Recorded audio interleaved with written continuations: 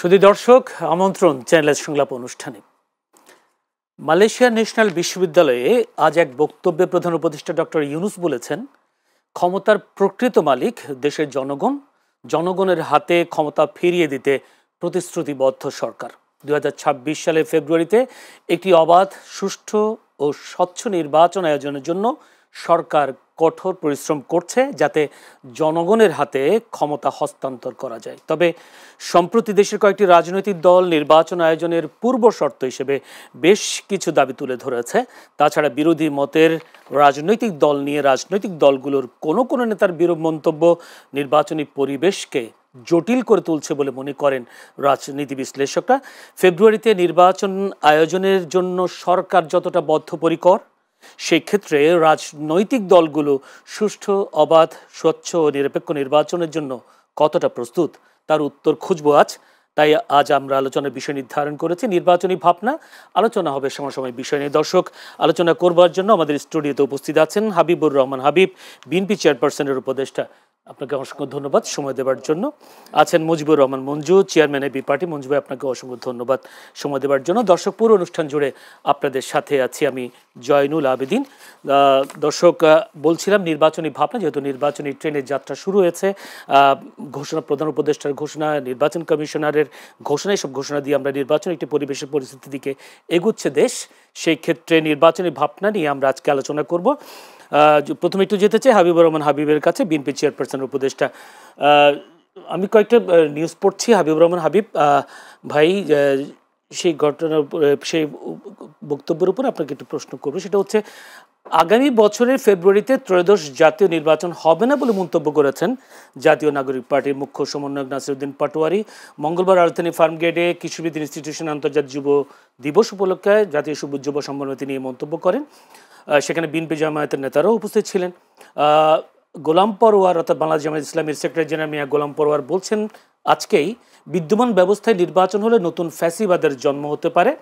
আজকে আবার জামায়াতের বিক্ষোভ সমাবেশ বিজয়নগরে, সেখানে নায়েবে আমির সৈয়দ আবদুল্লাহ মোহাম্মদ তাহের বলেছেন, আগামী ভোটে নির্বাচিত সরকারের মাধ্যমে যারা জুলাই সনদের আইনি ভিত্তি দিতে চায় তাদের উদ্দেশ্য ভালো নেই। যদি বলি, চিন্তক ফরহাদ মাজহার বলেছেন, বাংলাদেশে এখন অবাধ, গ্রহণযোগ্য নির্বাচন অনুষ্ঠানের মতো পরিবেশ বিরাজমান নেই। অনেকে এই ধরনের বক্তব্যগুলো অনেকে দিয়েছেন। যদি এভাবে বলি, ফেব্রুয়ারি থেকে নির্বাচন হচ্ছে তো, নাকি কোনো সংশয় আছে? আপনাকে ধন্যবাদ। আপনার মাধ্যমে চ্যানেল এস সংলাপ যারা দেখছেন তাদেরকে সশ্রদ্ধ সালাম। বিজ্ঞ সহ আলোচক এবি পার্টির সভাপতি আমাদের প্রিয় মঞ্জু ভাই, মুজিবুর রহমান মঞ্জু। আমি এক কথায় বলে, নির্বাচন হবে ইনশাল্লাহ ফেব্রুয়ারিতে। যেহেতু প্রধান উপদেষ্টা বলেছেন, তারপরে উপদেষ্টা অফিস থেকে চিঠি গেছে প্রধান নির্বাচন কমিশন বা নির্বাচন কমিশনে চিঠি গেছে, এরপর নির্বাচন না হওয়ার তো কোনো কারণ নেই। একটা দল এমনভাবে বলে হবে না, মানে বাড়ির কাছের জিনিস আর কি, নিজের বাড়ির জিনিস, ক্ষেতের ফসল উপরে ফেললাম, ওটা দেবো না, এইরকম দেবো না, নির্বাচন করতে দেবো না। আমরা বহু চেষ্টা করি সত্যিতে। 95 সালে উপজেলা নির্বাচন সব দল মিলে ঠেকাতে পারেন নাই। 86 ভাগাভাগি হয়ে যায়, ঠেকাতে পারেন। 8 সব দল মিলে পারেন নাই। 96 ম্যাডাম যে তত্ত্ব বিধান সংবিধান সংশোধন করার জন্য চেষ্টা, উনি নির্বাচনটা করেছিলেন সংবিধানে, এটা করার মধ্যে যদি স্মরণীয় হয়ে থাকবেন, সেটাও ঠেকাতে পারেন নাই। 14 সালে সব নিয়ে, 94 সালে সবাই মিলে আমরা পারি না। 2014, 2024 পারলাম না। উনি কি করে পারবেন? উনি কি করে পারবেন? হবে না বলে দিল। এত বছর ধরে মানুষ কিন্তু নির্বাচন বলছেন, তারা পিয়ার পদ্ধতি, তারা ছাড়াই অনেক নতুন নতুন আবিষ্কার। তো জামাতের নতুন আবিষ্কার না, আগে কোথায় ছিল পিয়ার পদ্ধতি? এখন নির্বাচন তারিখ ঘোষণা করার পিয়ার পদ্ধতি। এগুলি হলো, তারা ভাবছে কোনটা জানেন? এরা মনে করছে যে যত দিন যাবে জামাতের জনপ্রিয়তা বাড়বে, বিএনপি জনপ্রিয়তা কমবে। আমরা সাবল তো কত বছর বলেন? 5 বছর, 10 বছর, 100 বছর চেষ্টা করে তো জামাতে দেশে ক্ষমতা আসবে না। তো সেখানে কত বছর তারা আমাদেরকে জামাতের সহযোগিতা ছাড়া কেউ ক্ষমতা হতে যেতে পারে না। জামাতের সহযোগিতা ছাড়া কেউ ক্ষমতা যেতে পারে না, যেমনটি বিএনপি ছাড়া জামাতের অস্তিত্ব নাই। সেটা প্রমাণ হয়েছে 1991 সালে। আমরা দেখলাম 96 সালে প্রমাণ হয়েছে। তো কি হলো 96 সালে? 91 সালে যেখানে জামাতের শক্তি ছিল সেখানে বিএনপি সমর্থন দিয়েছে, বিএনপির শক্তি বেশি সেখানে জামাত সমর্থন দুর্বল ছিল, যেখানে সেজন্য 17-18 আসন পেয়েছিল। কিন্তু 96 সালে যখন আওয়ামী লীগের সাথে 94 সালে আন্দোলন করতে গেল, 96 সাল নির্বাচন তখন মাত্র কয়টা 300, একটা শূন্য কাটেন 30, একটা শূন্য কাটেন 3, আর বিএনপি কিন্তু 116 আসন পেয়েছিল। এত এর পরেও তার মানে কি জামাতের মধ্যে বিএনপির প্রাণ না, বিএনপির মধ্যে জামাতের প্রাণ। তারপরেও কিন্তু বিএনপি 2001 সালে বর্তমান সময়টাতে তো বিরোধী দল বলতে বড় দল বলতে নেই, এখন জামায়াতকে বড় দল বলা হচ্ছে। জামাতকে বড় দল, সেক্ষেত্রে নির্বাচন নিয়ে যে ধরনের বক্তব্যগুলো ছড়ায়, আপনি নির্বাচন অনুষ্ঠানের ক্ষেত্রে গিয়ে সে পরিবেশ সৃষ্টি হবে বলি জি বলুন। 39টি নিবন্ধিত দলের মধ্যে 29টি দল নির্বাচনে যায় নাই কবে 2014-তে। তারপরেও আন্তর্জাতিকভাবে সেই নির্বাচন হয়নি। ফ্যাসিস্ট সরকারের নির্বাচন ছিল ক্ষমতা আসবে, সেখানে আন্তর্জাতিক যে ইন্টারন্যাশনাল পার্লামেন্ট এবং যেটা আমাদের সংঘর্ষ দেখেছি, সেই নির্বাচনকে সংঘর্ষ একতরফা করে নিয়ে গেছিল। শিক্ষিত হল না শারমিন 153 বা 54 সেই নির্বাচনেও তো স্বীকৃতি পেয়ে সাবের হোসেন চৌধুরী একটা প্রেসিডেন্ট হলেন আর শারমিন একটা প্রেসিডেন্ট হলেন। এইটা তো বয়ে লাভ নাই। আমরা যেটা বলতে চাই যে জামাত যেটা বলতে চাচ্ছে, জামাত মনে করছে দিন যত যাবে জামাতের জনপ্রিয়তা তত কমবে। কেন বলি, এবং এনসিপি ধরেন যদি এই 3 মাসের 4 মাসের নির্বাচন হতো, ওরা যতগুলি প্রার্থী স্বতন্ত্র সবগুলি প্রার্থী জিতত। কিন্তু এখন যেটাতে প্রশ্নই ওঠে না দলের কি অবস্থা হবে আল্লাহ সেই জানে। আর জোট বাচ্চাকে চর্ম নেয়, যারা সরাসরি স্বাধীনতার বিরোধী একটা শক্তি। এই দিয়ে বাংলাদেশের নির্বাচন ঠেকিয়ে দেবে, হবে না বলে দিলে হয়ে গেল। নির্বাচন হবে ইনশাল্লাহ। আর যদি এই নির্বাচন কোনো কারণে যদি কোনো ষড়যন্ত্রের কারণে নির্বাচন না হয়, এই সরকার ক্ষমতা থাকবে না। এই সরকার ক্ষমতা থাকবে না, সেনাবাহিনী আর এই বোঝা টানবে না। সেনাবাহিনীকে চৌকিদারি করবে, পুলিশে পাহারা দেবে, কত বছর কতদিন দিবে, সেদিন কি হবে? এই সরকার না থাকলে তখন এই সরকার যে আসবে, এই সরকার যেদিন থাকবে না, এরা কোথায় যাবে? এদের যে এই যে আর্মির সেই সমস্ত যেই আসুক, এই যে নির্বাচনের প্রতিহত করতে চাচ্ছে না, তাদের সেদিন খুঁজে পাবেন না, কিন্তু খুঁজে পাবেন না। তারা যে সরকার পরে আসবে কি যে হবে সবারই হবে। আমাদের সহ্য করতে তো অভ্যস্ত হয়ে গেছে আমরা, তারা তো অভ্যস্ত হয়নি। অতএব কথা বলে হিসাব করে যেন বলে। ধন্যবাদ। একটু মঞ্জুর রহমান মঞ্জু ভাইয়ের কাছে একটু যেতে চাই। মঞ্জু ভাই, নাসিরউদ্দিন পাটোয়ারি হঠাৎ করে গতকাল উনি বললেন একেবারে ফেব্রুয়ারিতে নির্বাচন হবেই না, এবং নির্বাচন নিয়ে জামায়াতের অবস্থান কিভাবে দেখছেন আপনি? না, নাসিরউদ্দিন পাটোয়ারি নির্বাচন হবে না এটা তো বলতেই পারে যে কেউ। এখন আপনি রাস্তায় নামলেও দেখবেন সবাই জিজ্ঞেস করে ভাই ইলেকশন হবে কিনা। কারণ হয়েছে এতদিন একটা সবার মধ্যে আকাঙ্ক্ষা ছিল যে ডক্টর ইউনূস কেন একটা ইলেকশনের ডেট দেয় না। এখন উনি যখন ডেট দিয়েছেন, এখন দেখেন আবারও মানুষ বলছে ইলেকশন হবে কি হবে না। তো নাসিরউদ্দিন পাটোয়ারি হয়তো দেখেছে যে এই ধরনের আলোচনা যেহেতু আছে, সেটাকে সে পিক করেছে। একটু প্রশ্ন জুড়িয়ে দিই, সেটা হচ্ছে আপনি বলছেন যে মানুষ জিজ্ঞেস করে আসলে নির্বাচন হবে কিনা, মানুষের মধ্যে এই সন্দেহ সংশয় সৃষ্টি করার জন্য দায়ী কার? না, এটা কেন হয় আমি আপনাকে বলি। প্রথম কথা হচ্ছে যে এরকম একটা অভ্যুত্থানের পরে নিয়মই হচ্ছে যে আগে একটা রাজনৈতিক স্থিতিশীলতা আনতে হয়, একটা জাতীয় ঐকমত্য তৈরি হতে হয়। আমি একটু আগে আরেকটা জায়গায় বলেছিও যে 1969-এর গণঅভ্যুত্থানের পরে কিন্তু 70 সালে নির্বাচন হয়েছে, এবং ওই নির্বাচনটা কিন্তু কেউ বলে যে এটা এক পেশে নির্বাচন হয়েছে। হ্যাঁ, পশ্চিম পাকিস্তানে এক পেশে, এখানেও এক পেশে নির্বাচন হয়েছে। এনিওয়ে, সেটা নিয়ে কেউ প্রশ্ন তোলে নাই, যেহেতু কারণ সরকার সেখানে নিরপেক্ষ ছিল। তো এরপরে কি হয়েছে দেখেন, নির্বাচন দিয়ে কিন্তু সমাধান হয় নাই, এরপরে যুদ্ধ হতে হয়েছে, যুদ্ধ করেই আমাদেরকে সমাধানে আসতে হয়েছে। 73 সালের নির্বাচনের পরে কি হয়েছে, 73 সালের নির্বাচন প্রশ্নবিদ্ধ নির্বাচন ছিল, এবং সেখানে কিন্তু জাসদের উত্থান ঘটেছে আওয়ামী লীগের ভেতর থেকে। সাত্তার সাহেবের যে নির্বাচন, সেখানেও কিন্তু নির্বাচন থেকে একটা সমস্যা তৈরি হয়েছে। যাই হোক, তো আমি যেটা বলতে চাচ্ছি, বাংলাদেশের বেশিরভাগ সমস্যা কিন্তু নির্বাচন থেকে হয়েছে। এরশাদের নির্বাচনের কথা চিন্তা করেন, 88 নির্বাচন সবাই বর্জন করেছে। এই যে 14 সালের নির্বাচনের কথা বললো যে ভাই, 2টা নির্বাচন 14, তারপরে 18, 24, সমাধান তো হয় নাই, তাই না? ডে 1 থেকে সরকার অবৈধ ছিল। তো এখানে 2টা প্রশ্ন, একটা হচ্ছে এখন কি নির্বাচন করলেই আমাদের সমাধান? আচ্ছা, নির্বাচন ধরুন করলাম না, তাহলে কি? তাহলে তো কোনো সমাধান নাই আমাদের হাতে, কারণ এই সরকার অলরেডি ক্লান্ত হয়ে গেছে। এই সরকারকে নিয়ে নানা ধরনের আশাবাদ যেটা ছিল, সেটাও কিন্তু কোনো না কোনো কারণে ডিক্লাইন করেছে। আমরা কিন্তু দেখতে পাচ্ছি প্রধান উপদেষ্টা খুবই সিরিয়াস। উনি বলছেন এখন উনি অন্য কোনো কাজে আর হাত দিবেন না ইলেকশন ছাড়া। আমরা বিভিন্ন বিষয়ে পরীক্ষা করে দেখেছি। ওনার সাথে যখন আলোচনা হয়েছে উনিও বলেছেন যে আমার এখন আর কিছু আশা নাই, একটা ভালো ইলেকশন দিয়ে যদি যেতে পারি ভালো। কালকে আমার 4 জন উপদেষ্টার সাথে দেখা হয়েছে একটা ছোট্ট সামাজিক অনুষ্ঠানে। 4 জন উপদেষ্টাই বলেছেন যে ভাই আমাদেরকে কখন আপনারা ছাড়বেন তাড়াতাড়ি, আমরা তো এখনই ছাড়তে পারলে বাঁচি। কারণ হচ্ছে যে আমরা যে একটা সমাজ রাষ্ট্র অস্থিরতা সবার মধ্যে বিরাজ করছে, এটা আমাদের জাতীয় সংকট। আমাদের অভ্যুত্থানের পরে সবাই যে একটা দায়িত্বশীল আলোচনা মানে একটা আচরণ করবে সেটা কেউ করছে না। দেখেন কেউ কেউ বলছে যে অভ্যুত্থান পেছনে আমাদের অবদান বেশি। তা আপনাদের অবদান বেশি মানে কি? মানে আপনারা যা বলেছেন ছাত্ররা সেরকম করে করেছে, যদি আপনার কথা সত্য হয়। তো এখন তাহলে ছাত্ররা আপনাদের কথা শুনছে না কেন? এখন আপনাদের সাথে ছাত্রদের গণ্ডগোলটা লাগলো কোথায়? তা আপনি যদি ছাত্রদেরকে এতই খারাপ জানেন তো তাদেরকে তখন আপনি এত সাপোর্ট দিয়েছিলেন কেন? তার মানে হচ্ছে আমরা একটা জায়গায় সব এক হয়েছিলাম, সকলেরই স্বার্থ ছিল। যখন সেটা জিতে গেছি এখন আমরা আবার আর কেউ কাউকে গাইড করছি না, সবাই সবার গার্ডিয়ানশিপ প্রত্যাহার করে নিয়ে সবাই মূল অংশীদার হয়ে যাওয়ার চেষ্টা করছি। এটার কারণেই, এই অস্থিরতার কারণেই অনেকেই আশঙ্কা করছেন যে ইলেকশন ঠিকমতো হবে কিনা। আমি কিন্তু ইলেকশন হওয়া নিয়ে চিন্তিত নই। আমি চিন্তিত হচ্ছে এই ইলেকশনটা হওয়ার পরেই এই নতুন যে সরকার হবে সেই সরকারকেও যদি শুনতে হয় যে অবৈধ বা নির্বাচনে কারচুপি হয়েছে বা সবাই পার্টিসিপেটরি ইলেকশন করে নাই। দেখেন এবারে কিন্তু ভোটে কোনো কারচুপি হওয়ার ওই ধরনের সম্ভাবনা নাই যে মিথ্যা আপনি একটা পার্সেন্টেজ দেখাই দেবেন। গত নির্বাচনে কি হয়েছে?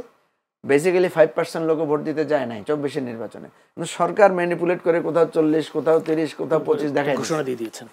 এবারে যদি আপনার এরকম ঘটনা হয় যে দেখা গেল যে 50%-এর কম ভোট কাস্ট হয়েছে, তাহলে নির্বাচনটা প্রশ্নবিদ্ধ হবে না? এবারে নির্বাচনে যদি যেভাবে আমরা বিভেদ দেখতে পাচ্ছি, কোনো অংশ যদি বলে যে আমরা শেষ পর্যন্ত ইলেকশনে যাব না, তাহলে ইলেকশন প্রশ্নবিদ্ধ হবে না, একতরফা হয়ে যাবে না? সুতরাং ইলেকশন হওয়ার নিয়ে আমি যত না সমস্যা দেখি, আমি দেখি ইলেকশনে সবাই পার্টিসিপেট করছে কিনা। অলরেডি আওয়ামী লীগ এবং আওয়ামী লীগের যারা তার দালাল শ্রেণী আছে এরা তো 10 to 20% ভোটের একটা এক্সিস্ট করে। তাই এরা যদি ইলেকশন এমনিতে তো যদি এরা কী করবে আমরা জানি না, এরা হয়তো বর্জনও করতে পারে, এরা হয়তো নানা কায়দা কানুনে বিএনপি জামাতের মধ্যে ঢুকে গণ্ডগোল লাগাতে পারে, এরা স্বতন্ত্র ইলেকশনও করতে পারে। যদি করে তো ভালো, না করলে তো আমরা যারা যদি ইলেকশন বর্জন করে এবং তাদের কর্মীরা যদি তাদের কথা শোনে, হাসিনার তো কথা বিশ্বাস নেই, মুখে একটা বলবে ভিতর দিয়ে আরেকটা করাই দিবে, মুখে বলবে বর্জন, ভিতর দিয়ে বলবে সবাই সিরিয়াসলি মানে নির্বাচনকে ধ্বংস করার জন্য চেষ্টা করবে। মঞ্জু ভাই, আমি কথাটা একটু পরিষ্কার কিছুটা বুঝেছি। আমি একটু প্রশ্ন জানতে ইচ্ছে হচ্ছে, সেটা হচ্ছে জুলাই ঐকমত্য কমিশনে আপনি তো ছিলেন, আপনাদের প্রায় 35টা রাজনৈতিক দল সেখানে বৈঠক করেছে। সেখানে আজকে জামায়াত যেটা দাবি করছে যে জুলাই সনদের আইনি ভিত্তি প্রদানের কথা, এই ঐকমত্য কমিশনের বৈঠকে জুলাই সনদের আইনি ভিত্তিটা নির্বাচনের আগে আইনি ভিত্তি প্রদান করার বিষয়টা আলোচনা হয়েছিল কিনা? হয়েছে। জুলাই সনদটা আমরা যে ফর্মে চালু করেছি এটা অনেকটা পার্লামেন্টারি সিস্টেমে আমরা করেছি। আমাদের মধ্যে যুক্তি তর্ক হয়েছে, এটাকে প্রস্তাব আকারে তোলা হয়েছে, প্রস্তাবের পক্ষে কারা বিপক্ষে কারা, আবার নেগোসিয়েশন করা হয়েছে।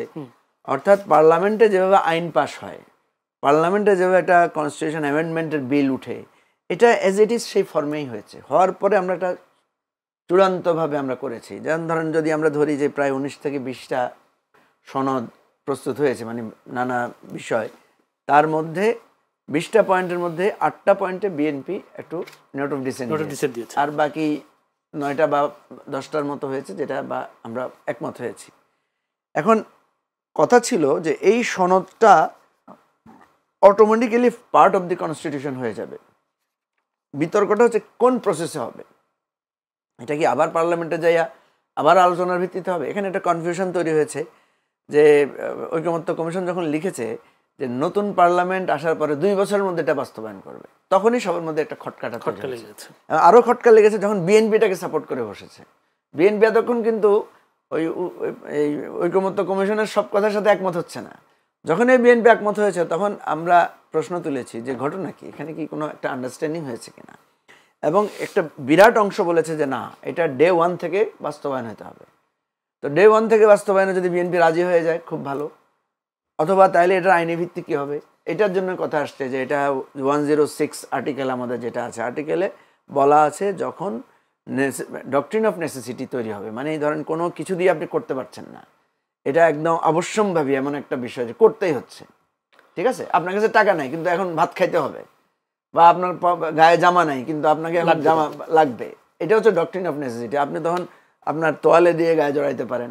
মানুষের ওই যে বলে না অজু করার পানি নাই, অজু তো ফরজ, তখন কি করবেন?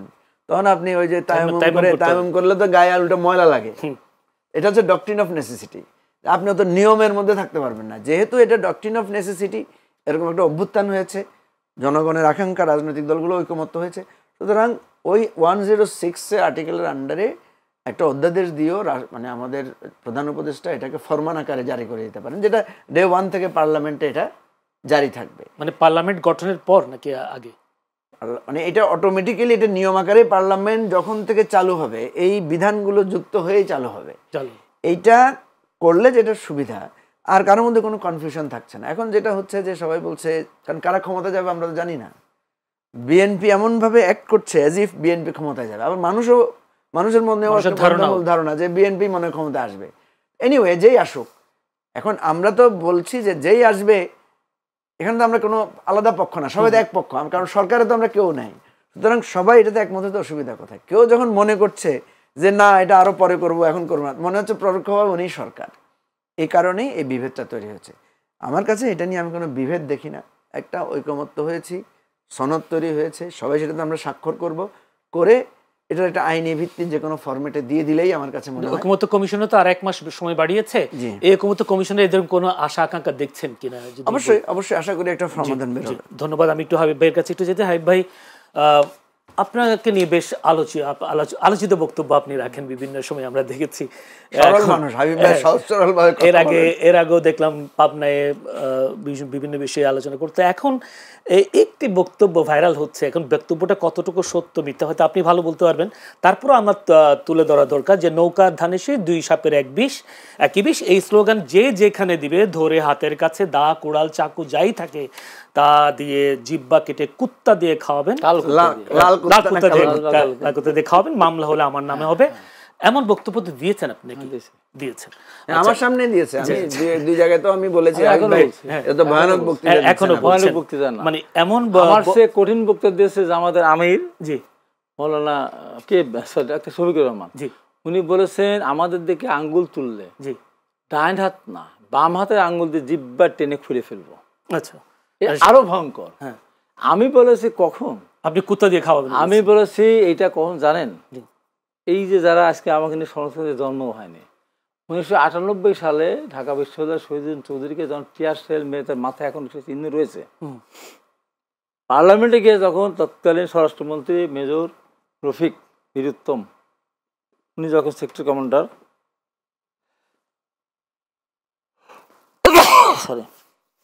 পার্লামেন্টে দাঁড়িয়ে বললেন ছাত্রদলের সভাপতি শহীদুদ্দিন চৌধুরী কাঁটা রাইফেল দিয়ে পুলিশকে গুলি করতে উদ্যত হয়েছিল, পুলিশ জীবন রক্ষার্থে টিয়ারশেল মারতে বাধ্য হয়েছে। এই বক্তব্যের পর আমি জাতীয় প্রেস ক্লাবে দাঁড়িয়ে বললাম, মেজর রফিক আপনি অনেক বড় সেনা কর্মকর্তা ছিলেন, কিন্তু আপনার জানা নেই ছাত্রদল বা ছাত্রলীগের প্রেসিডেন্ট যদি মনে করে কাউকে দিয়ে কোনো তাক করেও নিজের করা লাগে না, ইশারা দিলেই হয়, তাদের লক্ষ লক্ষ কর্মী থাকে। তো এই মিথ্যা বক্তব্যটা শহীদুদ্দিন চৌধুরী আইনের বিরুদ্ধে আপনি যদি আওয়ামী লীগ অফিস দিতেন, আমি আপনার নিন্দা জ্ঞাপন করতাম। জি, আমি একটি প্রশ্ন জুড়িয়ে দিই, সেটা হচ্ছে আপনার এক বক্তব্য সামনে নির্বাচনে সহিংসতা বাড়ার ক্ষেত্রে উস্কানি বলে মনে করেন? মোটেই না, উস্কানি বাড়বে না, মোটেই না। আচ্ছা, যদি একজন সিনিয়র নেতা হিসেবে এই বক্তব্যটা দেওয়াকে আপনার সমীচীন হয়েছে? অবশ্যই 100%। কেন এই বলে তাহলে মেজর রফিক এত মিথ্যা কথা বলা, মিথ্যার পরিপ্রেক্ষিতে কথা করে বলতেছি, কিন্তু বলার পরে আমি বললাম যে এটা আওয়ামী লীগ অবশ্যই বললে নিন্দা জ্ঞাপন করতাম, জাতির বিবেক জাতীয় প্রেস ক্লাবে দাঁড়িয়ে তীব্র প্রতিবাদ জানাতাম। আপনাদের লাখো শহীদের রক্তের বিরুদ্ধে পার্লামেন্ট, সেই পার্লামেন্টে দাঁড়িয়ে এত মিথ্যা কথা বলেছেন, এই জন্য আপনার এই কথা শাস্ত্রী, একমাত্র শাস্তি আপনার জিব্বাটা কেড়ে কালো ইত্যাদি খাওয়াই দেওয়া। আওয়ামী লীগের স্বরাষ্ট্রমন্ত্রী সেক্টর কমান্ডার বীরুত্তমকে হাবিব বলেছে 1998 সালে। এরপর 2024 সালে যখন জেলখানাতে বেরিয়ে আসলাম, সেদিন প্রথম টক শোতে বলেছিলাম, প্রথম কি দ্বিতীয় দিনে, যে আমি জানতাম ম্যাডাম খালেদা নির্দোষ, পৃথিবীর কোনো বিচারক, কোনো আদালত বেগম খালেদাকে 1 সেকেন্ডও শাস্তি দেওয়ার কোনো উপকরণ খুঁজে পেত না। আমি এটা বলে আমি জেলে গিয়েছিলাম। আমি যেখানে গিয়েছিলাম কামালের কাছ থেকে সমস্ত রায় তন্ন করে পড়েছে, পড়ে আমি নিশ্চিত ম্যাডাম খালেদা জিয়ার এখানে কোনো কিছু ধরাছোঁয়ার বাইরেও নেই। তারপরেও বলি, যদি কেউ এটা বলতে পারেন যে বেগম খালেদা জিয়া এতিমের টাকা আত্মসাৎ করে চুরি করে খেয়েছেন, তাহলে প্রকাশ্যে আমি ঘোষণা দিচ্ছি আমার গর্দানটা উন্মুক্ত তরবারি দিয়ে কেটে নিয়ে যান। এটা তো প্রমাণও হয়নি, আপনার বক্তব্য তো সঠিকই ছিল।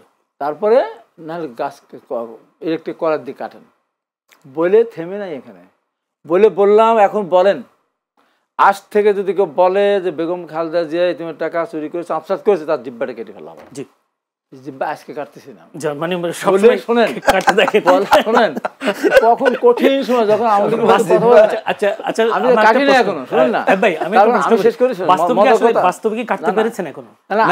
বলেই না তো, মানে বলছেন কিন্তু কাটতে তো পারেন না। আমার সামনে বলেই নাই। আচ্ছা আচ্ছা, আওয়ামী লীগের এমপি আহমদ হোসেন 5 বারের সাংগঠনিক সম্পাদক তখন বললো যে আমি যদি বলি তাও, হ্যাঁ বলেন তো, বলেন। আচ্ছা, আওয়ামী লীগের একজন এমপি আমার সামনে আর কোনোদিন বলেন নাই বেগম খালেদা জিয়া এতে টাকা চুরি করলে সবই সত্যি আমি ধরতাম। মানে আপনার সামনে বলেন নাকি অন্য সময় বলেন? অন্য সময় বলতে পারেন, আমি আপনার সামনে বলেন। এখন আমি কেন বলেছি শোনেন, শেষ করি। ভাই আমার কাছে সময় কম, কষ্ট করলাম, কষ্ট করলাম। আমাদেরকে দেখো নৌকার সাথে যদি তুলনা করে, তাহলে এত রক্তদান, এত কষ্ট, এত শহীদ কি মূল্য তার, সেটা আমি বলেছি। সেটার একটা প্রশ্ন করি, নৌকা দানিশের একই সাপের বিষ যাই বলুন, কিন্তু এই সমালোচনাগুলো বিএনপি এখন নিতে পারছে না, ক্ষমতা আসলে নিতে পারবে তো? হ্যাঁ, আমি তো কাউকে আমি বলছি যে বলবে, হইতেই পারে। না আমি তো বলতেই পারি। আমি মেজর রফিকের নাম ধরে বলতে পারি, এখানে কারণ আমি বল নাই। আমি এনসিপির সাজ্জিকেও বল নাই, জামাতকেও বল নাই। যে বলবে সে, যে বলবে না ভয় আর বলবে না, ভয় আর বলবে না। হ্যাঁ বলবে না। মিথ্যাবাদী বলবে কেন? মিথ্যা কথা বলবে কেন? আমার সাথে কোনোভাবেই তো নৌকার এখন তুলনা হবে না ভাই, কোনোভাবেই না। ধন্যবাদ ভাই, আমরা একটা ছোট্ট বিরতিতে যাব, দর্শক আমাদের সঙ্গেই থাকবেন।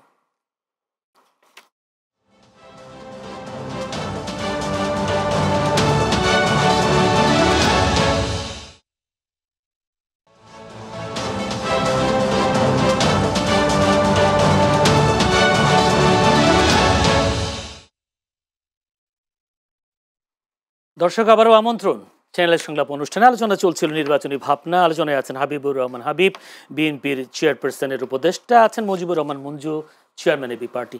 আমি একটু বিরতির পর আবার একটু যেতে চাই মুজিবুর রহমান মঞ্জুর কাছে। মুজিবুর রহমান মঞ্জু, হাবিবুর রহমান হাবিবের বক্তব্যের কথা নিশ্চয়ই আপনি শুনছেন, আপনি বলছেন আপনার সামনে তিনি বক্তব্য বলে দিয়েছেন। এই ধরনের বক্তব্যগুলো আসলে রাজনীতিতে কোন ধরনের বিরূপ পরিবেশ তৈরি করছে, কিংবা যে নির্বাচন আমরা যে বলছি নির্বাচনী পরিবেশ নেই, অনেকে বলছেন, রাজনৈতিক নেতারাও বলছেন, এই ধরনের বিশেষ করে সিনিয়র নেতাদের মুখে এই ধরনের বক্তব্যগুলো আসলে কি ধরনের প্রভাব পড়তে পারে বলে মনে হয় আপনার? দেখেন, আমাদের দেশের রাজনীতি তো মানে আমরা রাজপথে অনেক কথা তো বলি রাজনৈতিকভাবে, যেমন আমরা তো এই স্লোগান দিয়েছি বহুবার, শেখ হাসিনার গালে গালে জুতা মারো তালে তালে, খুনি হাসিনার গদিতে আগুন জ্বালাও একসাথে, আগুন জ্বালায় দাও গদিতে, এটা তো একদম অ্যাগ্রেসিভ এবং ফৌজদারি অপরাধের সামিল, তাই না? আমাকে যখন রিমান্ডে নিয়েছিল তখন আমার মোবাইল চেক করে করে আমাকে বলছিল আপনি এটা লিখেছেন, এটা পাঠাইছেন অমুককে তমুককে। এর সাথে গুরুতর অপরাধ করেছি, প্রকাশ্যে রাজপথে বলছি শেখ হাসিনার গদিতে আগুন জ্বালাও একসাথে। তাহলে শেখ হাসিনার গদিতে কেউ যদি আগুন জ্বালায় তাহলে তো আমি হুকুমের আসামি। রাজনীতির আমাদের দেশের যে ভাষাটা, এটা একটা ব্যাড প্র্যাকটিস হয়েছে যে আমরা একে অপরকে বাজে ভাষায় আঘাত করি, বাজেভাবে কথা বলি। যেমন যে পরিপ্রেক্ষিতে আমি তো বললাম, আমি সেদিনই হাবিব ভাইকে সতর্ক করেছি, হাবিব ভাই আপনি এটা কি বলতেছেন? হাবিব ভাই সাথে সাথে আমাকে বলছে যে নো, আমি এটা বলতেছি, ঠিক আছে? উনি এমনও বলেন না এটা আমি মাথা গরম করে বলি, উনি এটা বলে নাই। ওই কারণে আমি হাবিব ভাইকে স্যালিউট করি যে উনি এই জায়গাটা স্পষ্ট এখনো স্বীকার করলেন যে আমি এটা বলেছি। কিন্তু এটা আমি মনে করি আমাদের রাজনীতির জন্য কাঙ্ক্ষিত না। যে আপনি যখন উনার কথার যে যুক্তিটা উনি ক্লিয়ার করে বলেছেন যে তুমি এরকম পরিস্থিতি এসে নৌকা ধানের শীষকে তো তুমি মিলাইতে পারো না, ধানের শীষকে গালি দাও, ধানের শীষের বিরুদ্ধে গালি দাও, এটা সেটা। কিন্তু আপনি যখন আরেকজনের সাথে, মানে ধরেন আমরা শেখ হাসিনাকে হিটলারের সাথে তুলনা করেছি, ঠিক আছে, ওকে, এটা একটা যুক্তি আছে, গ্রাউন্ড আছে। কিন্তু শেখ হাসিনার অধীনে যিনি নির্যাতিত হয়েছেন তাকে যদি আমি শেখ হাসিনার সাথে হঠাৎ করে তুলনা করি, ঠিক আছে, তাহলে যেমন আমরা দুষ্টামি করে বাসায় মাঝে মাঝে আমার স্ত্রীকে আমি দুষ্টামি করে বলি, তোমার আচরণ তো দেখি হাসিনার মতো, এক সিরিয়াস খেপে যায়, কিন্তু খুব রেগে যায়, ঠিক আছে? কারণ কি ওইটাকে নিতে পারে না, ওই তুলনাটা নিতে পারে না, এইটা খুবই সেন্সিটিভ একটা জায়গা। কথা হচ্ছে আমার মনে আছে আমরা ছাত্র জীবনে কিন্তু খালেদা জিয়া যখন প্রধানমন্ত্রী ছিলেন ওনার বিরুদ্ধে আমরা অনেক স্লোগান দিয়েছি। খালেদা জিয়ার গদিতে আগুন জ্বালাও, একসাথে অনেক স্লোগান, অনেক কমন স্লোগান ছিল। তো কথা হচ্ছে যে সেখানে তো এসে ছাত্র দল বা বিএনপি এসে আমাদেরকে মারামারি অনেক হয়েছে, ঠিক আছে, কিন্তু ওই স্লোগানের জন্য এসে যে গলা টিপে ধরেছে বিষয়টা এমন না। কিন্তু আমার কাছে যেটা মনে হয়েছে যে আমরা যে এই যে আজকে বলছি না নতুন রাজনৈতিক বন্দোবস্ত, এই নতুন রাজনৈতিক বন্দোবস্তের এটাও একটা আমাদের শপথ হওয়া দরকার যে আমাদের এই ধরনের স্লোগান আমরা দিব কিনা, এই ধরনের কার্যক্রম করব কিনা, রাস্তা বন্ধ করে সমাবেশ আমরা করব কিনা, আরেকজনের মিছিলে হামলা আমরা করব কিনা, উস্কানিমূলক কথা বলবো কিনা। এই জায়গাগুলো কিন্তু আমি অনুরোধও করেছিলাম ছাত্রদেরকে যে তোমরা এত জায়গা ঘেরাও দাও, পলিটিক্যাল পার্টি অফিসগুলো ঘেরাও দাও না কেন, ঘেরাও দিয়ে এসে বলো যে আমাদের এটা দাবি যে আপনারা আপনার দলের পক্ষে কথা বলেন, আরেকজনকে হেয় করে কথা বলবেন না। হ্যাঁ, আরেকজনের সমালোচনা করেন, কিন্তু সমালোচনার একটা সীমানা থাকতে হবে, আপনি কাকে কতটুকু সমালোচনা করবেন। কারণ আপনি আরেকজনকে চাঁদাবাজ বলে গালি দিচ্ছেন, আপনার গায়ে তো চাঁদাবাজের অভিযোগ আছে। আপনি আরেকজনকে খুনি বলে গালি দিচ্ছেন, আপনার দলের মধ্যেও তো খুনের অভিযোগ আছে না? তো এই জন্য কথা হচ্ছে যে আমরা আরেকজনের দিকে আঙুল তোলার আগে নিজেদের দিকে আঙুলও তুলতে হবে। হ্যাঁ, আমি যদি সতীসাধ্যী হই এবং আমি কনফার্ম বলতে পারবো না যে আমার কোনো নেতা বা কর্মী হঠাৎ করে কোনো একটা ধর্ষণের জায়গায় জড়িত হয়েও যেতে পারে। এখন আমি যদি আমার কোনো একটা নেতা কর্মী তার ব্যক্তিগত ভুলের কারণে, অপরাধের কারণে যদি সে একটা খারাপ কাজ করে, তখন কিন্তু আমি যুক্তি দিই এটাতে ব্যক্তিগত, দল দায় নেবে না। তো তুমি যদি তোমার দলেরটা বলতে পারো দায় নেবে না, ওই বিএনপিরটা, জামাতেরটা, এনসিপিরটা দায় কেন তাকে দাও, ঠিক আছে না? তো সুতরাং আমাদের এই জায়গাগুলো ওপেন আলোচনা হতে হবে। জাতীয় ঐক্যমত্য কমিশনে, জাতীয় ঐক্যের জায়গায়, এই জায়গাগুলোতে আমার মনে হয় এটা সংবিধানে না অন্তর্ভুক্ত করা হলেও এটা আমাদের একটা ন্যাশনাল চার্টারে থাকা উচিত। সহিষ্ণুতা তো কমে যাচ্ছে। যদি আমি এইভাবে বলি, বিএনপির একজন সিনিয়র নেতার মুখে এই ধরনের বক্তব্য যদি আমরা স্বীকৃতি দিতে থাকি, তাহলে আমি যদি বলি কক্সবাজার নাসিরউদ্দিন পাটোয়ারির যে সালাউদ্দিন আহমেদকে নিয়ে যে বক্তব্য, সেটাকেও তো তাহলে স্বীকৃতি দিতে হয়। যদি না এরকম তো একের পর এক সালাউদ্দিনের ব্যক্তিগত, আমি তো বলছি, আমি বলছি যে মঞ্জু ভাই রাইটলি বলছেন যে আওয়ামী লীগের সাথে তুলনা করার কারণে তো আমি সংকল্প। উনি ওই যে আমার বিএনপি বলেন, আমার কোনো আপত্তি নাই, রাজনৈতিক আওয়ামী লীগের না, আপনি আওয়ামী লীগের মিলাতে পারেন না। এটা আওয়ামী লীগ আমাকে নির্যাতন করলো। হাবিব ভাই যেটা বলতে চাচ্ছে, যদি বলে ধানের শীষের সাপের বিষ আমি রাজি আছি, গুড়িয়ে দাও, ভেঙে দাও, এটা উনি রাজি আছেন, কিন্তু উনি বলতে চাচ্ছেন যে সাথে মেলানো যাবে না। অবশ্যই মেলানো যাবে, কিন্তু যার কারণে আমি নির্যাতন, যেভাবে জিনিসটা ক্লিয়ার করবার চেষ্টা করছেন, কিন্তু পারছেন কিনা? কেন পারছেন না? রাজনীতিতে 100% দেখেন আমার নামে তো কি, আমি যে স্লোগান দিয়ে এসছে, ভয়ঙ্কর স্লোগান কোনটা জানেন? সোহাগ হত্যার পরে এই যে বিশ্ববিদ্যালয় ছেড়ে বের হলো, হাসিনা গেছে যে পথে, তারেক যাবে সেই পথে, শোনেন না, শেষ করে দেন। এটা এসছে 100 টন বেশি ওজনের গালি। জি, টিনের চালে কাওয়া, তারেক রহমান ঘোড়ার ডিম, কি একটা বলছে, এটা মানা যায়? এটাই বিশ্রী, এটা মানা যায়? তারেক রহমান কখনো যায় নাই তার, এইটাই নিয়ে তারপরে টকশো চালিয়েছে, অশ্লীল স্লোগান নিয়ে। তারপরে পল্টনে চলে যায় লন্ডন। আরে মূর্খের দল, লন্ডন থেকে টাকা আসে না, ওখানে 1,000 পাউন্ড পাঠালে এখানে হয় 1,40,000। এই অশ্লীল স্লোগান নিয়ে শুধু আমরা একটা টকশো পর্ব চালিয়েছি আমরা গতকালকে, সেটা অশ্লীল স্লোগান। আমার কথা হলো, কিন্তু হাবিব ভাই ঠিক না তো কথা যেটা হচ্ছে, সেটা ধরেন আমি ভুলে আপনার বিরুদ্ধে অশ্লীল কিছু বললাম, আমি ভুলে আপনার বিরুদ্ধে সীমা লঙ্ঘন করলাম, আমি তো অশ্লীল বলি নাই, সেটার কি পাল্টা অশ্লীল হবে? না না, এটা আমি তো অশ্লীল বলি নাই, একটা অশ্লীল বলি না। ধরেন তারেক সাহেবকে কেন্দ্র করে যে ধরনের অশ্লীল কথা, এটা কিন্তু প্রচুর সমালোচনা আমরাও করেছি, কিন্তু এটার কাউন্টারে কি অশ্লীল হবে? আমার তো অশ্লীল না তো, আমি বলছি যে ছুরি কাজে দা বড়ি দিতে কাটাই যায়, আমি তুলনা করলে এটা বলবে। আমি আগে রফিককে বলেছে কথা, আওয়ামী লীগের এমপিদেরকে বলেছে কথা, তা না বলে হতো। তারপর দেখেন আপনি যেটা দায় স্বীকার করলেন, আমাকে ম্যাডাম খালেদা জিয়াকে শাস্তি দেওয়ার পরিপ্রেক্ষিতে আমি কি বলেছিলাম? আমি বলেছিলাম যে ডক্টর আখতারুজ্জামান, আপনার মাকে জিজ্ঞাসা করুন বেঁচে থাকলে, মা, আম্মা, আমি এরকম একটা ভদ্র মহিলা, একে আপনি মাকে জিজ্ঞাসা করুন, আম্মা এই রায়টা সম্বন্ধে আপনার অভিমত কি? আপনার মা নিশ্চয়ই বললেন, তোমার মতো সন্তানকে পেটে ধারণ করে গর্ব অনুভব করতাম। আজকে তুমি যে কাজ করেছো, যিনি হাঁটতে পারে না, উঠতে পারে না, নিজে কাপড় পরতে পারে না, তার মতো মানুষকে সশ্রম কাদান দিয়ে তুমি একটা কুলাঙ্গারের মতো কাজ করেছো। তো তোমার মতো কুলাঙ্গার সন্তান পেটে ধারণ করা আমারটা ঠিক হয়নি, এইটুকু আমার অপরাধ।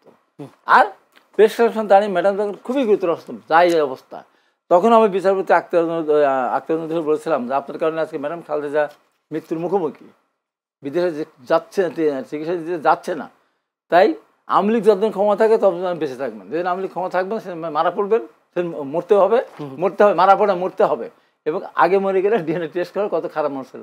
আমি কিন্তু মারতে গেছি, ধরতে গেছি, 1 বছর তো পার হয়ে গেল। এটা হলো পলিটিক্যাল একটা বক্তব্য, মানে এটা পলিটিক্যাল রেটরিক যেটা বলেন আমার ক্রোধ থেকে আমি এটা বলেছি। এবং এইটা নগর হাইকোর্টে আমাকে তো সৌমুটো করলো, আমি হাজির হলাম না 2 দিন পর পর। তারপর হাইকোর্টে যাওয়ার পর র্যাব ধরলো, ধরার পর আমার কোর্টে নিল, আমার টোটাল বক্তব্যটা দেখালো, আমার কোনো আইনজীবী সবাই ছিল ঘর ভর্তি, আমার ওই টেলিভিশন ইতে দেখালো, ল্যাপটপে দেখালো, সব দেখা 16 মিনিটের আমার ওই বক্তব্য এই ইয়ের সময় বক্তব্য দেখানোর পর আমাকে মহামান্য আদালত বিচারকদের বললেন যে যা দেখানো হলো আপনি শপথ বাক্য উচ্চারণ করে বলেন এই কথাগুলো আপনি বলেছেন কিনা। আমি বললাম মাননীয় আদালত, আমি শপথ বাক্য উচ্চারণ করেই বলছি, সব কথা আমি বলেছি। জি, আবারও ঘোষণা করছি ম্যাডাম খালেদা জিয়া, আমাদের তারেক রহমান এবং ডাক্তার জুবাইদুর রহমানের নাম বিরুদ্ধে এই ধরনের সাজা যে বিচারকই দেবে তার বিরুদ্ধে আমি বলতেই থাকবো 100 বছর কারাদণ্ড হলো আমি পর করি না। বলেছি আমি জেল হয়েছিল তো, 5 মাস জেল হলো, 2 জন আনন্দের সাথে জেল খেটে জরিমানা দিয়ে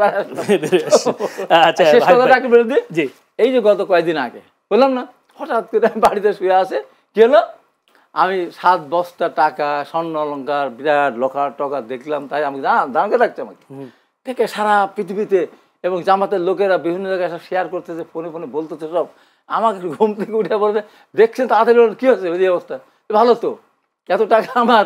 তারপরে আমার বলে একটা লাইফ না দেহুক আগে মানুষ। তারপরে আমি একটা অনুষ্ঠান ছিল আমার, সেখানে গেলাম, যাওয়ার পরে কিছু দূর থেকে আমি ঘোড়ার গাড়িতে উঠে অনুষ্ঠানে গেলাম। সারাদিন আমি প্রোগ্রামের ভিতরে আছে, সাইফুর সাগর ফোন করলাম আমাকে, কি হাই ভাই পরশু দিন আপনার কথা বললাম, আপনার কত ভালো কথা, আজ কি হলো এটা, আমি যাবো জেলখানা দেখতেছেন না, এই যে শত সেলিব্রিটি দেখাই দিলাম, দেখেন এই যে মিথ্যা, এত বড় মিথ্যাকেও তারা আমার বিরুদ্ধে অপপ্রচার করলো। আমি একদম বাঁধন ছাড়া লাগামহীন, আমি একটা কথা আমি চ্যালেঞ্জ দিয়ে বলছি, এই বাংলাদেশে আমার বিরুদ্ধে কোনোভাবে আমার বিরুদ্ধে কোনো কিছু প্রমাণ করার সুযোগ এই বাংলাদেশের কারণ নেই। কারণ আমি 90 সালে আন্দোলন করেছিলাম, এখনো ভাড়া বাসায় থাকি, লিফট 6 তলা বাসা পায়ে হেঁটে উঠি, আমরা দাওয়াত খেতে যেতে পারি, অনেকে যায় না তো, আমাকে কোন দিক দিয়ে ধরতে পারো না তো। পলিটিক্যাল আমার যে অ্যাক্টিভিটিস সেই 68 সাল থেকে মুক্তি যাওয়া, আমার হাতে ভাই খুব কম সময়, আমি একটা বিষয় আপনার কাছ থেকে জানতে চাই, আপনার বক্তব্য শুনতে চাই, যে আপনি সম্ভবত ফরিদপুরের ধানুয়া ঘাটে একটি বক্তব্য দিয়েছেন, ধানের শীষের বাইরে কেউ দাঁড়িপাল্লাতে ভোট দেওয়ার কথা বলে সেখান থেকে সুস্থ হয়ে বাড়িতে ফিরে আসবেন, বিএনপি নেতাকর্মীদের কাছ থেকে আমার সেটা মনে হয় না।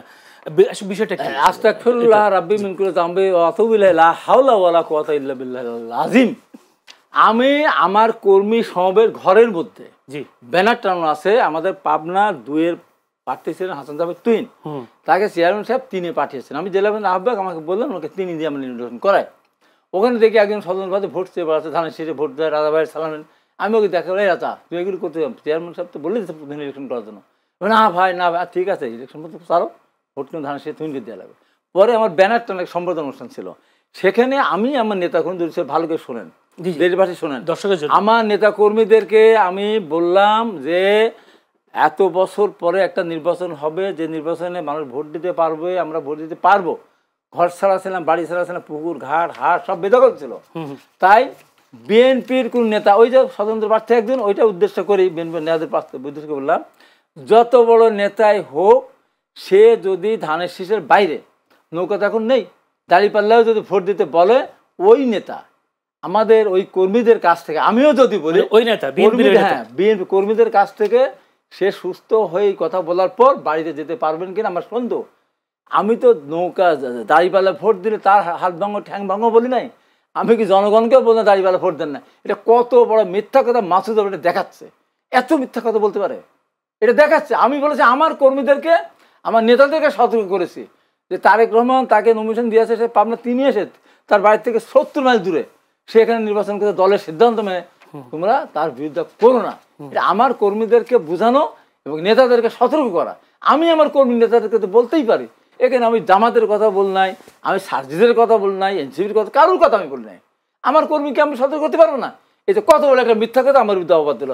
আমি হাবিব অপবাদ এইটুকু আমি বলি, আমি যত কথাই বলি না কেন আমার একটা পিছনে সতর্ক রেখে আমি বলি, কোনোদিন আমি ডাইরেক্ট এই কথা কোনোদিন আমি বলবো না। বলবো কেন আমি? ঠিক আছে, আপনার বিরুদ্ধে অপবাদ বলছে। আমি একটু যেতে চাই মঞ্জু ভাইয়ের কাছে। মঞ্জু ভাই, কালকে জাতীয় যুব সংহতি প্রোগ্রামে আপনি ছিলেন কিনা আমি ঠিক জানি না। ছিলেন না।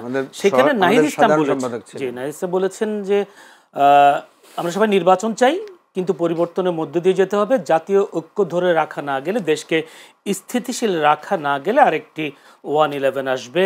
আপনি আমার বাংলাদেশ পার্টির চেয়ারম্যান মুজিবুর রহমান মঞ্জু বলেছেন, রাজনৈতিক দলগুলোর মধ্যে সমঝোতা না হলে বিভেদ ও অনৈক্য জনিত ভুল অব্যাহত থাকে, দেশ অনিবার্যভাবে 1-11-এর দিকে যাবে। সেটা 5 আগস্ট আপনি বলেছিলেন। উপদেষ্টা মাহফুজ আলমও 1-11-এর সম্ভাবনার কথা বলেছেন। বিএনপি মহাসচিব মির্জা ফখরুল ইসলাম আলমগীর একদিন সে 1-11-এর কথা বলেছেন। গণ অধিকার পরিষদের সভাপতি নুরুল হক নুরও তার একটা বক্তব্যে একই কথা বলছেন। সবগুলো রাজনৈতিক নেতাদের বক্তব্যে 1-11-এর আশঙ্কা কেন ঢুকলো আমি একটু জানতে চাই। আমি কিন্তু ওই যেদিন মাহফুজ আলম বললেন যে উনি পদধ্বনি শুনতে পাচ্ছেন, তো আমি এটার প্রতিক্রিয়া বলেছিলাম, আমি তো পদধ্বনি না, স্পষ্ট দেখতে পাচ্ছি আমরা 1-11-এর দিকে যাত্রা শুরু করেছি সবাই।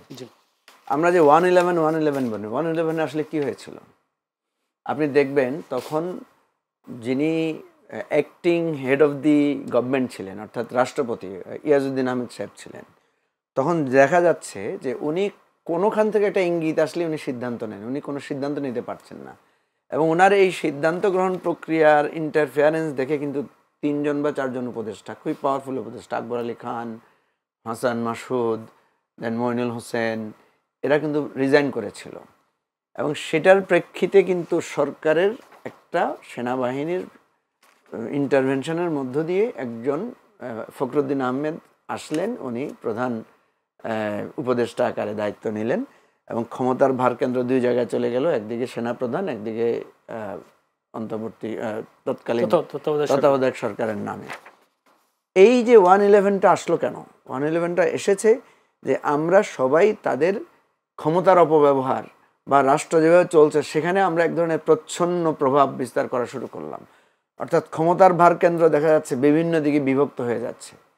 আমরা এখন যেটা দেখছি যে রাজনৈতিক দলগুলো, ওই যে আমাদের একটা কথা আছে, সুখে থাকলে ভূতে কিলায়, একটা কথা আছে না? দেখেন, আমরা হাসিনা চলে গেছে, আমরা সবাই সবার অধিকার ভোগ করছি, বড় বড় সমাবেশ করছি, বড় বড় মিছিল করছি, আমাদের যারা বঞ্চিত হয়েছিল তাদের চাকরি ফিরে পেয়েছে, যাদের পদায়ন হয় নাই তারা পদায়ন পাচ্ছে, যারা চাকরি হারিয়ে ফেলেছিল, যে জাতীয় বিশ্ববিদ্যালয় প্রায় 900-1000 লোককে বহিষ্কার করেছিল, আমি এখন দেখলাম যে তারা সবাই হাইকোর্টের রায়ে সবাই পুনর্বহাল হয়েছে। কত রকমের, মানে আপনি যে হয়তো বিদেশ পালিয়ে গিয়েছিল সে দেশে ফিরে এসেছে, যার হয়তো জমি বেদখল হয়ে গিয়েছিল সে তার জমি ফিরে পেয়েছে। এইটা মানে একটা সামগ্রিক অবস্থা সারা বাংলাদেশে। এই যে আমরা একটা বঞ্চনার থেকে 15 বছরের একটা কালো অধ্যায় থেকে এসে একটা স্বাভাবিক জীবনে আসলাম, এখন আসার পরে আমাদের আচরণ আমরা আরও পেতে চাচ্ছি, আমরা আরও বেশি নিতে চাচ্ছি, এইটা খুব খারাপ লক্ষণ। এবং এটা যখন সবাই মিলে করে এবং কেউ কাউকে স্পেস দেয় না, কেউ কাউকে মানতে চায় না, এইভাবে কিন্তু 1-11 এসেছিল। এবারেও এখন দেখেন ইলেকশনের একটা ডেট ঘোষণা হয়েছে, সবাই মিলেমিশে আমরা ইলেকশনে যাব, এখানে একজন একজনকে ছাড় দিব, একজন একজনের সমঝোতা করব। আমি তো প্রকাশ্যে বলেছি, আমার এটা নিয়ে অনেকে সমালোচনা করেছেন, আমি বললাম যে এত ঝগড়াঝাটি, 5 আগস্টের হুমকি দিয়েছেন, আমি বলছি এত ঝগড়াঝাটি না করে 2018 সালে আপনারা সব দল মিলে ইলেকশন করেছেন না, বামপন্থী, ডানপন্থী, ইসলামপন্থী সবাই, আরও কি নিজের নেতৃত্ব বাদ দিয়ে দিয়েছে, বিএনপির নেতারা নেতৃত্ব নিয়ে তুলে দিয়েছেন কামাল হোসেনের হাতে। কামাল হোসেন কিন্তু ইলেকশনও করেন নাই। এটা নিয়ে কিন্তু বিরাট সমালোচনা হয়েছে যে বিএনপির মতো এত বড় দল কামাল হোসেনের একটা অপেক্ষাকৃত একটা ছোট দলের হাতেই উনি নেতৃত্ব তুলে দিলেন। কেন করেছিলেন সেটা? এবং দেখেন, কামাল হোসেনদের কিন্তু তীব্র আপত্তি ছিল জামাতকে সাথে নেয়ার। বিএনপি কিন্তু এটার বাইরে গিয়ে জামাতকে সাথে নিয়েছে, শুধু তা না, জামাতকে ধানের শীষে দিয়েছে, জামাতকে 25টা ধানের শীষে প্রার্থীও দিয়েছে। এবং এটা নিয়ে কিন্তু ওই জাতীয় ঐক্য ফ্রন্টের লোকেরা কিন্তু খুব প্রতিক্রিয়াও দেখিয়েছে। কেন করেছে এটা? হাসিনার থেকে বাঁচার জন্য, হাসিনার এই দুঃশাসন থেকে রক্ষা করে মানুষকে একটা সুষ্ঠু ইলেকশন উপহার দেওয়ার জন্য। তারপরে কি আমরা সফল হয়েছিলাম? পারি নাই তো। হাসিনা তো এই পুরা জাতীয় ইয়াকেই মেরে কেটে কাউকে ইলেকশনে নামতে দেয় না। তাহলে সেই অবস্থায় আপনি বলেন, তাহলে আমরা যেটা পেরেছি তখন, এখন আমরা পারছি না কেন? এখন আমরা নিজেরা বিরোধের হাঁটছি কেন? কারণ এখন আমরা মনে করছি যে হাসিনা নাই, আমরাই এখন বনের রাজা সবাই। কে রাজা, কে পেছন থেকে ভূমিকা রাখছে, কে মাস্টার মাইন্ড, আমরা এগুলো নিয়ে বিভক্ত হয়ে গেছি। তো এই বিভক্ত হলে কি হবে? বিভক্ত অতীতেও হয়েছিলাম, হওয়ার পরে 1/11 আসছে। অতীতে কি হয়েছে? সামরিক শাসন এরশাদ আসছে। আপনি দেখেন এরশাদ কিভাবে আসলো, খুঁজে দেখেন, সেখানেও একই অবস্থা। গণতান্ত্রিক চেতনা কেউ মানতে চায় না, কেউ কাউকে মানে না, মাঝখান দিয়ে এরশাদ চলে আসছে। সব জায়গায় এই ঘটনাগুলো ঘটেছে। আপনি ভুট্টো আর শেখ মুজিবের এই আওয়ামী লীগ আর এই মুসলিম লীগের ঝগড়াঝাটির মধ্যেই তো 71 আপনার 71 হয়েছে, তাই না? সুতরাং আপনি দেখেন, আমি ছোট্ট করে প্রশ্ন শেষ করে দিই, আশার আলো কি দেখছেন? আমি একটু আশার আলো শুনতে চাই। আশার আলো দেখছি এই যে আপনারা, আমরা যে আলোচনাগুলো করছি, পারবে কিনা, আশার আলো হচ্ছে এই যে কথাগুলো এখন বলতে পারছি, কাউকে পরোয়া করছি না। জি, হাবিব ভাই রাগ করবে কিনা, হাবিব ভাই রাগ করার পর রাস্তায় গেলে আবার আমাকে কেউ কলার চেপে ধরবে কিনা, আমার কাছে এখন এই ভয়টা কাজ করছে না। এই কথাগুলো যুক্তিপূর্ণ হয়, মানুষ গ্রহণ করবে। আপনারা যখন এগুলো ছাড়েন ফেসবুকে, আপনারা যখন ইউটিউবে ছাড়েন, কত মানুষ আমাদের গালাগালি করে না, আবার কত মানুষ আমাদেরকে প্রশংসা করে না। এইটাই হচ্ছে আমাদের জায়গার দিক, যে আমার সমালোচনাও করতে পারছে, আবার আমার কথা শুনতেও পাচ্ছে। এই যুক্তিপূর্ণ কথাগুলো তুলে ধারণ করে আমরা যে আশঙ্কার কথা প্রকাশ করছি, সেই আশঙ্কা যদি কারো হৃদয়ে দাগ কাটে যে না ঠিক আছে বাবা, ওই যে 2 মায়ে ঝগড়া করেছে না, যে এই ছেলেটা আমার, পরে কোন মা সমাধানে পৌঁছলো যে ঠিক আছে কাইটেন না, ওনারে দিয়ে দেন, যিনি আসল মা। তাহলে এখানে আসল মাকেই ভূমিকা রাখতে হয়। আসল মাকে মনে করতে হয় আমার কিছু হারলেও, আমি কিছু, আসল মাটাকে যদি বলতেন, আসল মাটা কি? আসলে আসল মা হবে তারা যারা, ওই যে আপনি আচরণে বুঝে যাবেন। আমরা তো জানি না আসলে আসল মাকে, আমরা ধরে নিচ্ছি যিনি বলছেন যে বাবা এই ছেলেটা উনাকে দিয়ে দাও, ঠিক আছে, তার আচরণ দেখে বোঝা যাচ্ছে। আমাদের এখানে আচরণে বোঝা যাবে আসল মাটাকে। ধন্যবাদ দর্শক। এতক্ষণ আলোচনা চলছিল নির্বাচনী ভাবনা, আলোচনায় করছিলেন হাবিবুর রহমান হাবিব, বিএনপি চেয়ারপারসন উপদেষ্টা। আলোচনায় ছিলেন Mujibur Rahman Manju, chairman AB party. তাদের দুজনকে অসংখ্য ধন্যবাদ আজকের অনুষ্ঠানের সময় দেওয়ার জন্য। দর্শক, আপনারাও আমাদের সাথে ধৈর্য ধরে অনুষ্ঠান দেখবার জন্য আপনাদেরও প্রাণঢালা অভিনন্দন, শুভেচ্ছা জানিয়ে আজকের মতো শেষ করছি চ্যানেলের সংলাপ অনুষ্ঠান।